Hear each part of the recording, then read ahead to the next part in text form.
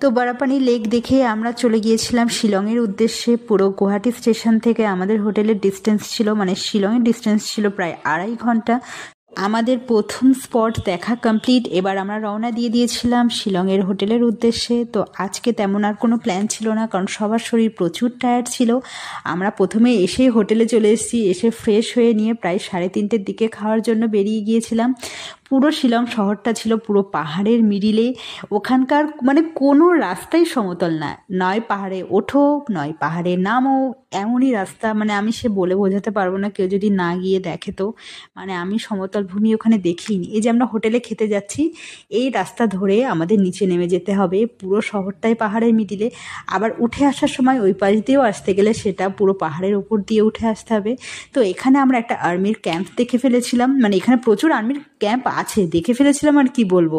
পুরো শিলংয়ে 2-3টে আছে। তো এখানে আমরা ঢুকে পড়েছিলাম। এখানে দীপাবলির উদ্দেশ্যে একটা ফায়ার ওয়ার্কের প্রতিযোগিতা হচ্ছিল, যেটা নাকি পুরো প্রত্যেকটা আর্মি মানে ক্যাম্পেই হয়। তো আমাদের সেখানে ঢুকতে দিয়েছিল, কোনো বাধা নিষেধ ছিল না সেই দিনের। তো আমরা সেই অনুষ্ঠানটা দেখার জন্য চলে এসেছিলাম এই পাশের আর্মি ক্যাম্পে। এটা